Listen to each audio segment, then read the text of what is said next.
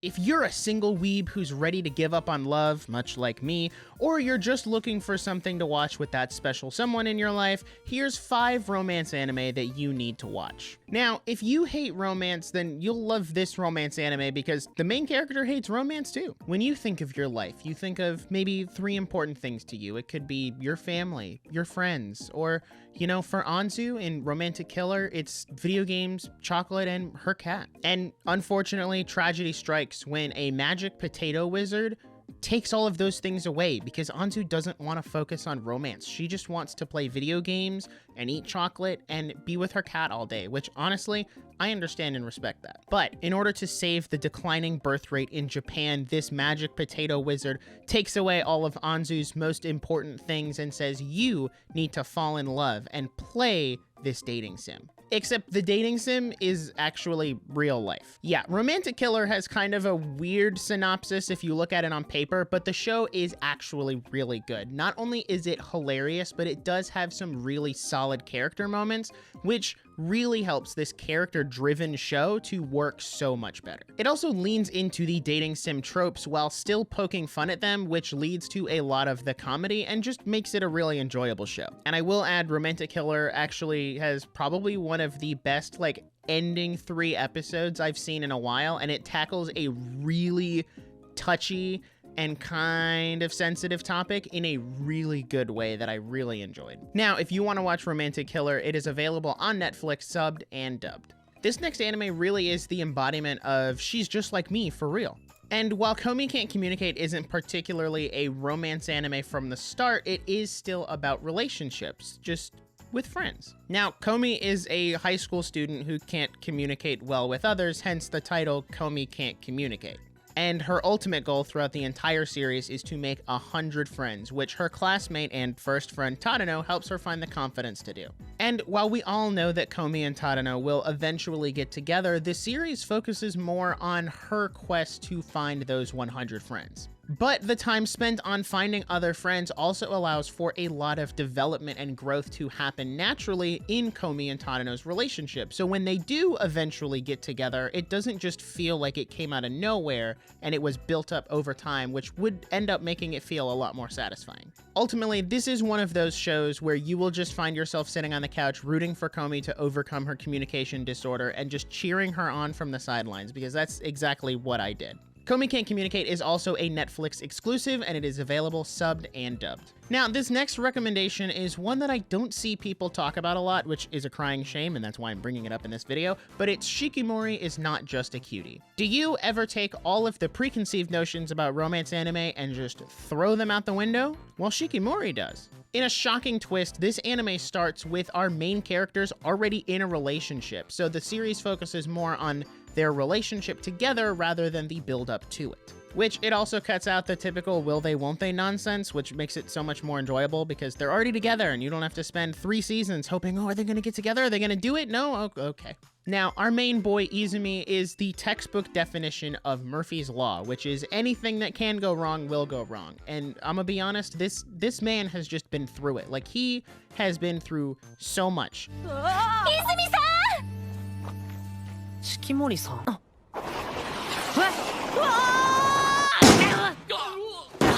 Meanwhile, Shikimori acts as his guardian angel and is able to kind of counteract everything, which balances out the relationship and makes it so wholesome to watch. And not only is the relationship between Shikimori and Izumi handled really well, the supporting cast is also handled and written really well, and they all feel like a very natural high school friend group, and nobody really gets left out of the limelight. Not to mention, this anime covers something that I don't see a lot of modern media or even anime cover, and it's what if someone else liked your man? If you want to know what that means, go watch the show. Now, a fun little piece of knowledge that I have about this series, and I'm just going to share it for no reason, is this guy right here looks awfully familiar. Maybe looks like Bakugo from My Hero Academia. Yeah, they have the same voice actor in Japanese and in English, which I think is just incredibly hilarious how that turned out. Shikimori is Not Just a Cutie is available subbed and dubbed on Crunchyroll. I'm gonna be honest, I don't really know how to start this recommendation because it is one of my favorite romance anime of all time, and I don't think I could summarize it into a tiny little paragraph how much I love it, but I'm gonna do it anyway. Much like Komi can't communicate, Horimiya focuses on the building of the friendship between Hori and Miyamura rather than the will they won't they that I previously mentioned. And while the build-up only lasts about 5 episodes in the anime, that's better than most romance anime that go on for 2 or 3 seasons. Horimiya also works because it shows both sides of dating, the build up to the relationship and then what their lives are like in the relationship. A lot of series end up just ending with the main characters getting together and we don't ever get to see them dating. Well, Horimiya doesn't do that, and that's part of why I love it so much. And this show tells you that not only do people have a side of themselves that they'd like to keep to themselves, but it's okay to embrace your flaws and lean on other people rather than carrying every burden by yourself. This is one case, however, where I would say that the manga is better than the anime simply because there are kind of important scenes that were omitted that were in the manga that help to build Hori and Miyamura's relationship, and I just think it's weird that those got cut out. Horimiya is available subbed and dubbed on Hulu and Crunchyroll. All right, my final recommendation for today. This is the romance anime of all time. Like, just the romance anime of all time. It's not like love is war and whoever gives their heart first is somehow conquered. Hey, you get it? This is the title and the point of the whole story! Kaguya-Sama Love is War is just the pinnacle of what romance anime should be and just what romance should be in general. And I'm sure if you've heard anything about this show, you've heard that before, but I just cannot reiterate enough how amazing this show is. Now, this story centers around Kaguya and Shirogane, who definitely like each other, trying to get the other person to confess to them. Because in their minds and the world that the series is in, whoever confesses first is the loser, as so aptly put by the literal opening of the show. Love is no game, it's war! Whoever gives their heart first will be conquered.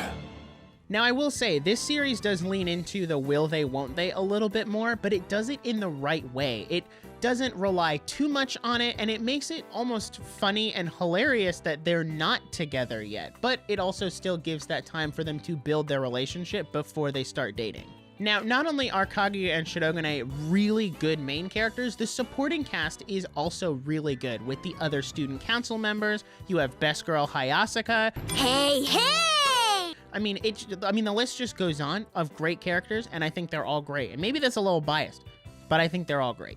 And the humor in this series? Humans stop learning once they reach a certain age and get stuck in their habits, you know. Is that a Darwin quote? Oh, so good. Off the wall hilarious, especially in the dub, which, speaking of which, I will say, this is one of the rare occasions where I would say the dub is as good, if not better than the sub, and I would recommend watching it in dub. But aside from all the humor, this anime does take time to get deep and dig into the characters and what makes them the way that they are. Why are they in these circumstances? Why do they believe what they believe? And that also just further builds the characters and fleshes them out so much more. And having those genuine moments does help to balance out the humor. So it's not just a comedy, but it does also get into those more serious topics. I almost forgot to mention the sheer amount of mind games that happen in this anime, especially between Kaguya and Shirogane. It makes me feel like I'm watching an episode of JoJo's every now and then. And of course, I can't forget to mention the narrator, who is the best character in the entire series. The battle rages on, and on, and on, and on, onward, and yeah, you get the idea. So yeah, that's going to wrap it up for my romance anime recommendations. If you're going to watch any of the ones I suggested today, you've already seen them, or I forgot to mention one that didn't make it in the video, leave it in the comments down below. I love seeing your guys' comments and interacting with them all. If you enjoyed this video and you want to see more like it, be sure to like and subscribe and hit the notification bell so you can see new videos like this or podcast episodes or any of the other content we're putting out on the channel. Speaking of which, you can go watch whatever video is right here. I'm sure it is a really good video because it's on this channel, and you know, YouTube says that this is the video you will enjoy the most that is on our channel. So go check this video out because this video right now is over.